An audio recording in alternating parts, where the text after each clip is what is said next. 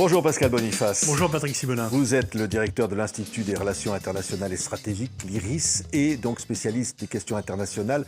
La France, aujourd'hui, est au cœur de l'actualité avec ses élections législatives en attendant le second tour, avec la possible arrivée du Rassemblement national, donc de l'extrême droite au pouvoir. Au plan international, la France est dans quelle situation aujourd'hui? Alors la situation est très regardée à l'extérieur, parce qu'en fait la France n'est pas un pays moyen, c'est pas une superpuissance, mais c'est un pays qui compte sur la scène internationale.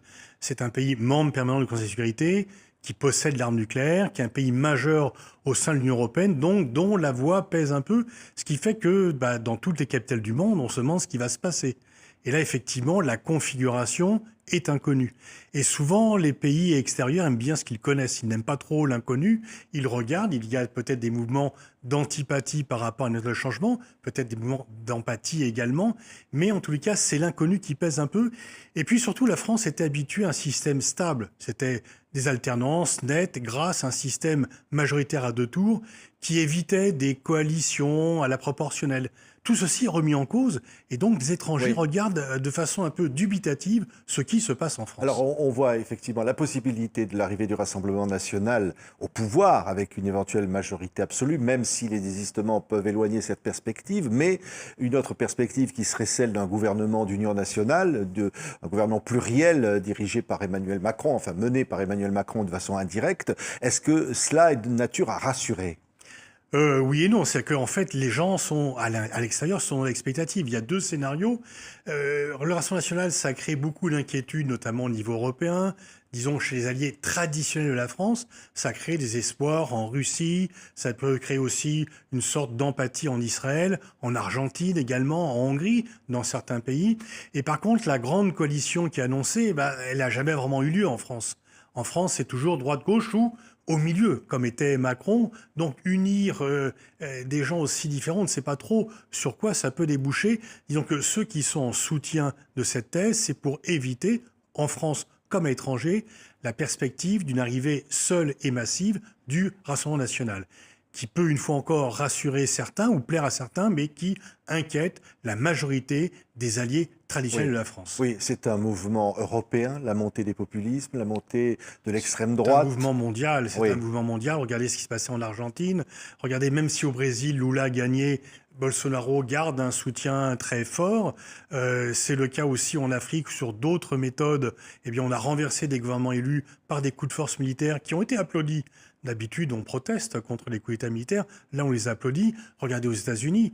Trump est largement favori, surtout après des débats catastrophiques de Biden. Et puis on le voit bien dans l'ensemble de l'Europe. Donc il y a une montée des gens qui ne sont pas contents, qui sont en colère contre le système, qui estiment qu'on ne s'occupe pas suffisamment d'eux, dont la situation matérielle d'ailleurs peut justifier cette colère. Et on voit que la démocratie, si elle ne remplit pas l'assiette, eh bien ne suscite pas l'adhésion. On le voit aussi, regardez, tous les espoirs des révolutions arabes en 2011 ont été soit entraînés dans la répression, soit dans l'insatisfaction, comme en Tunisie à l'heure actuelle. Un véritable défi pour l'Europe aussi, ce qui est en train de se jouer en France. Oui, parce que la France est quand même le pays moteur avec l'Allemagne de la construction européenne. Le moins que l'on puisse dire, c'est que les deux leaders, le chancelier Scholz, mais qui lui reste au pouvoir, qui n'a pas pris le risque d'appeler à des élections, et le président Macron sont affaiblis. Donc ils sont affaiblis sur le plan national, mais ils sont également affaiblis sur la scène européenne et sur la scène mondiale, parce que on va leur dire, écoute, tu vas pas nous donner les indications sur ce qu'il faut faire en Ukraine par rapport à la Chine, alors que tu ne sais pas trop toi-même garder l'ordre chez toi. Donc les deux principales puissances européennes sont affaiblies. Et en fait, on voit, regardez, en Royaume-Uni, qui ne fait pas partie de l'Union européenne, il va y avoir un changement. Le dernier G7, tous les grands leaders étaient affaiblis. Biden était faible. Le Premier ministre britannique était sur le départ. Le président Macron, le chancelier allemand, était affaibli aussi. Il n'y a que la présidente du Conseil italien, Madame Meloni, qui était en position de force. Donc ça donne quand même un sentiment un peu bizarre. Oui, un renforcement des régimes autoritaires, peut-être une forme de victoire, peut-être pour Poutine, au fond, qui va trouver peut-être de nouveaux alliés en France. Oui, alors pour Poutine, la situation s'éclaircit un peu. Sur le plan militaire, il ne gagne pas vraiment, mais il grignote du terrain. Et très franchement, je dis depuis longtemps, on a voulu pour cela, plus personne ne croit à une victoire militaire de l'Ukraine. la perspective que l'Ukraine reconquiert les territoires qu'elle a perdus. La guerre est illégale, il y a eu des crimes de guerre, Poutine a commis des crimes de guerre, mais la perspective que militairement l'Ukraine puisse regagner les territoires qu'elle a perdus depuis le 22, plus personne n'y croit vraiment, même si le discours officiel continue une sorte de fiction. Plus personne n'y croit aux États-Unis et plus personne n'y croit dans le milieu militaire. Et puis Poutine voit en plus de cela, peut-être que son complice Trump va arriver au pouvoir et donc ça sera la fin de l'aide massive des États-Unis à l'Ukraine. Et puis si effectivement la France était dirigée par M. Bardella, officiellement il n'y aurait pas de changement de politique. Mais disons qu'on a un président actuel, M. Macron, qui est devenu le militant numéro 1 pour l'aide à l'Ukraine, qui sera affaibli. Et même si officiellement un gouvernement Rassemblement national ne va pas dire on stoppe toute aide à l'Ukraine, il n'y aura pas les avions, il y aura moins d'argent, il n'y aura pas le même engagement au service de l'Ukraine que celui qui était celui de la France depuis au moins un an. Oui. Est-ce qu'on peut dire que c'est une victoire de Poutine ? En tous les cas, ça ne suffit pas pour lui pour une victoire, parce que ce qui compte, c'est la situation sur le terrain. Mais sur le terrain, il y a 4 fois plus de Russes que d'Ukrainiens. Même s'il perd beaucoup d'hommes, eh bien, on voit bien que l'Ukraine a de plus en plus de mal à mobiliser, à envoyer des jeunes sur le front, pour une guerre qui, pour beaucoup, dure depuis trop longtemps. Disons que ce n'est pas les changements de politique, ni en France, mais aussi aux États-Unis, qui peut changer la donne, mais en tous les cas, ça éclaircit son horizon. Ça, oui, c'est clair. Oui, et aux États-Unis, la santé de Joe Biden inquiète, voire même pousse à demander son retrait de la campagne. C'est le moins qu'on puisse dire. Il y a quand même depuis longtemps des gens qui disent c'est pas sérieux, il a du mal à se déplacer, il a des trous de mémoire. Il y a 6 mois, il avait dit qu'il avait vu François Mitterrand, qui est quand même mort en 96. Il a confondu le président égyptien et le président mexicain. C'est quand même un pays qui a la frontière et l'autre qui a un allié. Donc il a quand même des troubles cognitifs depuis longtemps. Le débat contre Trump les a reflétés au grand jour. Alors personne n'ose de les brancher, mais on peut penser qu'en coulisses, les grands chefs à plumes du Parti démocrate sont en train de lui dire « Franchement, Joe, pour l'honneur du pays, pour l'intérêt du Parti démocrate, arrête parce que... » Vous savez, il a gagné en 2020, Joe Biden, en faisant une campagne par visioconférence. C'était le Covid, il n'y avait pas des grands meetings. Et donc, il a fait campagne dans son sous-sol. Là, il va devoir sortir. Combien de fois il risque de se casser la figure, de prendre louer un mot pour un autre. Donc, effectivement, la Convention démocrate est au mois d'août. Je pense que les pressions, y compris Obama publiquement le soutient, je ne serais pas étonné qu'en privé, Obama lui dise « Joe, j'ai beaucoup de respect pour toi, tu as fait un très bon mandat, merci pour l'Amérique, mais pour l'honneur et l'intérêt de l'Amérique, s'il te plaît, renonce. » Oui. Est-ce que Benjamin Netanyahou peut encore rester longtemps Premier ministre en Israël dans la situation actuelle? Il n'est pas obligé d'appeler à des élections tant que les deux partis extrémistes participent à la coalition. Et c'est pour ça qu'il continue, malgré les appels des États-Unis et de l'Union européenne qui ne comptent pas beaucoup, et malgré la demande du Conseil de sécurité à un cessez-le-feu qui ne compte pas beaucoup non plus, il continue l'offensive sur Gaza parce que les deux partis extrémistes de M. Ben-Gvir et Smotrich qui le soutiennent disent que s'il arrête, il quitte le gouvernement. Et donc là, il tombe. Donc lui, son espoir, c'est de rester jusqu'à ce que Trump gagne les élections, parce qu'il sait qu'il aura là un soutien encore plus ferme. Biden ne le gêne pas trop, mais le soutient quand même, mais de façon moins forte. Et puis, l'éventuelle arrivée du Rassemblement national à Paris est pour lui, au pouvoir à Paris, est pour lui une bonne nouvelle, puisque le Rassemblement national, malgré les origines du Front national antisémite, mais enfin, Jean-Marie Le Pen avait des propos antisémites, était un soutien d'Israël.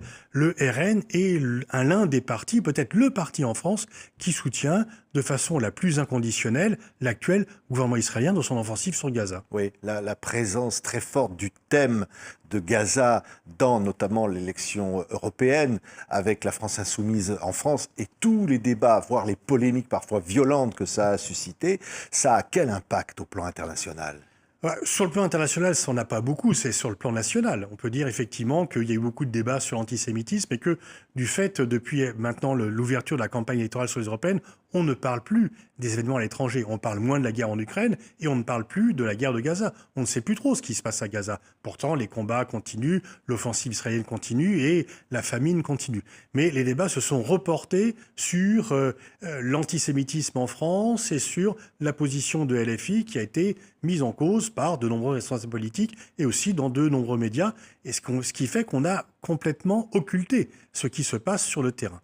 Et donc effectivement, le Rassemblement national a pris des positions très très fortes en faveur d'Israël, comme de nombreux autres partis français, et la France insoumise, à l'inverse, a pris des positions très fortes contre Israël, contre le gouvernement de Netanyahou, ce qui lui est reproché par les autres forces politiques. Oui, est-ce que certains ont accusé la France insoumise d'utiliser, au fond, l'argument de Gaza pour, j'allais dire, encourager une forme de communautarisme en France et, j'allais dire, une clientèle électorale? Alors en fait, les musulmans votaient déjà Mélenchon avant, en 2007-2022, ils n'ont pas vu la gueule Gaza. Moi, ce qui m'étonne toujours, c'est qu'on parle d'électorarisme lorsqu'on soutient la cause palestinienne, on ne parle pas d'électorarisme quand on soutient la cause israélienne. Je veux dire, il y a des gens qui soutiennent les crimes de guerre qu'Israël est en train de commettre. On leur demande pas pourquoi ils le font. Est-ce que c'est l'étude du droit international? Est-ce que c'est une analyse stratégique? Et donc, les accusations sont toujours à sens unique. Oui. Aujourd'hui, le monde est en train de changer. Vous pensez qu'on a une nouvelle organisation qui est en train de se faire là? C'est une crise profonde du multilatéralisme. Il y a assez peu de sujets sur lesquels on peut se mettre d'accord. On voit les conflits se multiplier, Gaza, Russie, Ukraine, mais aussi Soudan, mais aussi RDC, mais aussi Yémen. Et je veux dire, même pendant la guerre froide, les grandes puissances travaillaient plus ensemble. Là, en fait, il est impossible de faire travailler ensemble Russie et États-Unis, mais même Chine et États-Unis.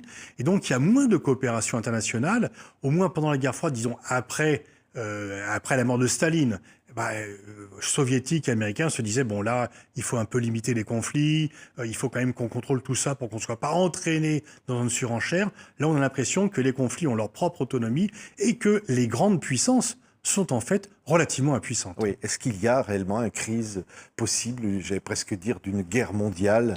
Non, parce que la dissuasion nucléaire joue, parce que justement les grandes puissances, leur impuissance font qu'elle n'est pas directement mêlée comme protagoniste à ces conflits. On voit bien que la Chine n'aide pas directement la Russie, que la Chine est un peu inquiète d'ailleurs de la coopération entre la Russie et la Corée du Nord qui ne lui plaît pas beaucoup. Les États-Unis soutiennent l'Ukraine mais n'envoient pas de soldats. Donc on laisse vivre les conflits sans intervenir pour les arrêter, mais sans non plus prendre des initiatives qui pourraient conduire à un conflit mondial, fort heureusement. Oui, aujourd'hui, vous diriez, Pascal Boniface, le monde est aveugle de ce qui se passe. Vous parliez à l'instant de Gaza, vous parliez il est pas aveugle parce de ce qu'on qui voit... se passe en Ukraine en disant on regarde ailleurs. Oui, on regarde ailleurs, mais en même temps, les nouvelles circulent, etc. Je dirais que le monde est plus impuissant volontairement qu'aveugle. On sait ce qui se passe. On sait ce qui se passe en RDC, on sait ce qui se passe au Soudan, on sait ce qui se passe en Haïti. Mais en fait, on a du mal à intervenir ou à faire en sorte que ces crises dont les populations civiles sont les premières victimes, de façon large et entière, eh bien, on n'a pas du tout les éléments, les moyens pour y mettre fin. Merci Pascal Boniface, donc directeur de l'IRIS, l'Institut des Relations Internationales et Stratégiques. Merci d'avoir été notre invité. Vous aviez publié Géostratégiques, volume 1 et 2, c'est un best-seller. Merci d'avoir été avec nous. Merci Patrice Melin.